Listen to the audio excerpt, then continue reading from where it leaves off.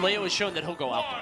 Yeah, and I mean, you mentioned that Leo is the best player in the world, and that was a big question mark actually before Ludwig's Invitational, right? Before MkLeo really came through and swept everyone under the rug and was like, all right, you know, I know my placements haven't been the greatest, but just really came back firing on all cylinders here. And that was the last time we saw Leo compete, so this is such a treat that we have MkLeo in the building right now, and we'll see who can challenge him in this spot. 100%, man. I was extremely excited for this match World Tour. Well, how about the Scuffed World Tour, okay? Hey. Ain't nothing wrong with that, baby. Definitely bringing together a great group of players as we discussed, and Leo already just trying to take it to him. My goodness, Ferps narrowly escaping that situation. Just barely, too. He was mere frames off, or I'm sorry, pixels off from getting clipped by that, but they able to make it work. It actually takes the first stock, and this is what you were talking about before. You don't want Leo to snowball, but he's going to put it right back to all even the way. ground. We got that. Got a sniper in the building. I guess not much of a sniper if it's not moving target, right? Hey, man. He's hunting. A shot's a shot, all right? We'll take it either way. Leo getting it back to even footing for sure. Oh, yeah, you can see the forward smash trying to call out the roll to the ledge, but you can see Ferps doing what Ferps does, getting a lot of hits off it. There it is, takes the stock, and this is a huge lead for him. And Town and City has really been paying off for him. Having this much empty space has been huge for him. Yeah, I gotta put my glasses on. Looking a little like FD right now. Hold up. Yeah, well, it's just animal FD. Oh! There are 4 FDs in this game. Tried to get a connection, but great DI out from Leo just to go off stage there to stop the combo. That's but beautiful. This is a really bad position. Byleth does have an incredible tether recovery, so even the gates of hell can't stop Leo from coming back on the stage. I wonder what else he could have done. He's going to get the game anyway. Well done to Ferps. I wonder what else he could have done, because he did gates of hell into double laser. He tried to go laser just to like clip him out of it. But like, as Kazuya, you don't want to go out there, so I guess that's probably the best thing. Do you want to go like a low neutral air? Like, I don't even know. Gates of Hell is just so much damage, and most characters are like, they just can't recover from they it. don't But have just the privilege of Byleth. putting Leo on the ledge there, getting your damage right, and even when we watch someone like Riddles play, who's the best Kazuya, you can go for all the crazy zero death, but remember, you are playing in tournament. There is so many different layers of pressure, you know, on the line. There's so much on the line here, and there's so much emotions, and sometimes you want to just end your combos off and get the damage. Yeah, get the damage, play your advantage state, have faith in your advantage state. So 1-1 apiece here, and Ferps turning some heads. I mean, that was a solid 2-stock there, game 2. I mean, the kid's hungry, man. He doesn't get many opportunities like this. #1 in Brazil, one of the best Kazuya players on the planet. But even then, you said that, you know, Riddle's the #1 Kazuya in a lot of people's eyes. He's really trying to change that. But again, he goes for the high laser. That could have spelled doom for that first stock, but he's still up a bit. Yeah, man, definitely talked about how Ferps is a little underappreciated, and that's one thing, like, they made sure they wanted to prioritize with these round 1 matches, but we want to get some of these international players some of that spotlight they don't traditionally get to enjoy, right? And I think that's a really good play, because really look at how Ferps is playing. Like, this is not a guarantee for MkLeo. Like, despite the accolades, despite how good we know he is, this is not just like a free round 1 by any means. Ferps putting up a hell of a fight and really could get this first stock off the yet again set the tempo. Yeah, and I mean, that's such a big deal with the regional invites like you were talking about, right? So all these players from all the different regions. It is the Scuffed World Tour, but Leo landed in with that forward smash. Probably a miss input there. I would imagine so, yeah. No reason. Because he wasn't anywhere near him for it. No. Unless he smelled a roll in. Leo, not really. That's the new Ferps tech, put it away. Just down smash in place. Ooh, okay, the down air going to come through. Very surprisingly strong moves coming out from Kazuya there. Big parry, just multiple hits here, and Leo is going to get a really big combination. And here's the down throw, the zap. Oh, tried to go onto the platform there. Not going to end off with too much damage, but Ferps keeping the pressure on. The crumple into the finisher right there. Oh my goodness, Ferps with the lead here in game 3. Dude, Ferps is absolutely just cooking Leo. I mean, he's like kind of responded pretty nicely too to a lot of this nair pressure that really gets Leo a lot of mileage. Ferps has just found ways to play around it. Kazuya is the inevitability. He's the time bomb of Ultimate. As the game gets older, as people get better and better, you're really going to see their punish games evolve. And it seems like Ferps is the harbinger of that. You can see just these stocks from Leo. No matter how many times Leo can get around him or get these neutral airs, if he gets clipped 1 time, he's done. There's the... Oh, it's not even a question. God. It's on... Yeah, it's over. Another Two-stock game 2, two-stock game 3. Right now, Ferps is on a roll against the best player in the world. MkLeo stepping up to the plate. He knows he only needs one more game. I mean, imagine opening this tournament with an upset on the best player in the game. That is insane. A lot of pressure to live up to as well. We know, people have gone up 2-1 against Leo plenty of times. Or 2-0. Or 2-0. Doesn't mean they've closed out the set. So for Ferps, it's all about just right mentality, staying engaged, and just trying to put him away. And Leo keeping faith with the Byleth despite 2 rocky games. I mean, this is the former Smash World Tour champion, right? Sir. Like, this is the guy who was the world champion just a year ago. And to start off Scuffed World Tour with a 3-1 on him at the beginning of the tournament would be a huge statement. That said, Leo looking a lot stronger here. Has knocked Ferps off the side, kept him in disadvantage for double jump. 30 seconds straight. He's just doesn't unrelenting, get but through. what spacing there? Wow, Ferps. The fact that he's still alive is insane.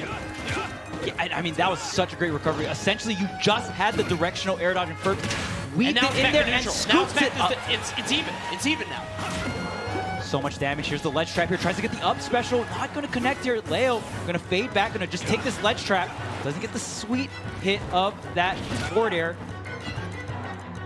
Wow, I love the this. patience. Yeah. I'm going to take my time, right? We're trying to bait him. Okay, Payoff gets that first stock off.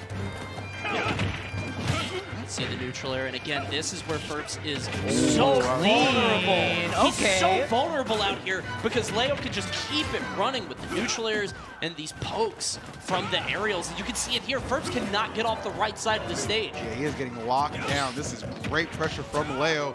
Looking for, just nowhere to go, just completely being smothered. And it's the standard Leo stuff. Yeah. It's the last hit of neutral air that's really making Ferps second guess and wonder when he can come out of the shield, and then just masterful edge guarding here. You can see him just stuck there. Yeah, and this is MkLeo we're talking about. When it comes to adaptation, he is #1 in the world at it. I mean, just so good. He can turn any set around, and we're seeing it happen right before our eyes. So many changes, but keeping it close is Ferps, 2 stocks apiece, but the percentage is looking a little bit more different. Yeah, definitely very, very skewed in the favor of MkLeo right now. Nobody's going to debate that, but yeah, Rage Art is there. Oh, no. But so are the setups from MkLeo, just so efficient with that. So full stock lead. I got a feeling game 5, May, you said, Kazuya is inevitable. So is MkLeo. You can simply make that argument. He's turned it up immensely for game 4. These Nair into down tilts from Leo into another Nair extension. Again, Ferps trying to go for the double dip there. You have to take a risk. You're down a stock here. Leo not going to let it happen, though, and this is no double jump. You have 1 air dodge, and yeah, Leo is lurking in the water for that edge guard. That up special can just get the spike on Kazuya, but this is a big amount of damage here. I don't know if the up special is going to be enough, but it doesn't connect. Didn't even matter. He's able to survive, and now 125 Leo has to be careful, but he's still just so aggressive, and you can see the way that he's crossing him up, going behind him, so he's not able to respond. Imagine a sword character that can just mash on your shield. Wow. That sounds really good. Yeah, imagine that.